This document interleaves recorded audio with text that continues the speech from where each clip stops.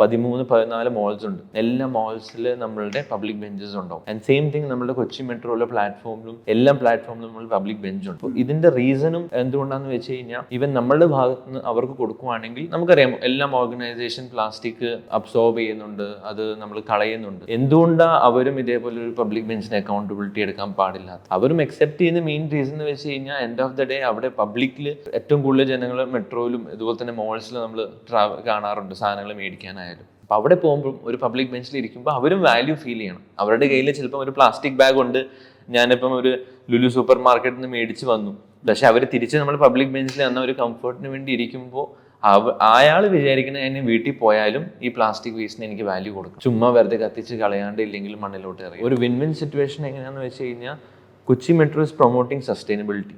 Kochi metro is promoting low carbon emission രീതിയിൽ ഒരു public bench. Because നമ്മളിപ്പം എന്തുണ്ടാക്കിയാലും, ഇപ്പം ഒരു ബിൽഡിംഗ് ഉണ്ടാക്കിയാലും കാർബൺ എമിഷൻ നടക്കാറുണ്ട്. ഒരു കോൺക്രീറ്റ് ഉണ്ടാക്കണമെങ്കിൽ നല്ല രീതിയിൽ കാർബൺ എമിഷൻ ഉണ്ട്. പക്ഷേ ഈ പബ്ലിക് ബെഞ്ച് നമ്മൾ ഉണ്ടാക്കുമ്പോൾ തിരിച്ച് ഒരു സമയത്ത് പ്ലാസ്റ്റിക് ആയിരുന്നു ഇത്, ഒരു പ്ലാസ്റ്റിക് വേസ്റ്റ് നമ്മൾ ഈ പബ്ലിക് ബെഞ്ച് ആക്കുമ്പോൾ അവർ അത്രയും കാർബൺ എമിഷൻ കുറച്ചു എൻവയൺമെന്റിന്. അങ്ങനത്തെ ഒരു ഫാക്ടറും അവർക്കൊരു വിൻ സിറ്റുവേഷൻ ആയിട്ട് വരുവാണ്. സെയിം തിങ് പബ്ലിക് ഇരിക്കുമ്പോഴും അവർ വാല്യൂ കൊടുക്കുമ്പോൾ എല്ലാവർക്കും ഒരു വിൻ വിൻ സിറ്റുവേഷൻ, ഈവൻ നമുക്കായാലും മെട്രോക്കായാലും ഒരു ജനങ്ങൾക്കായാലും.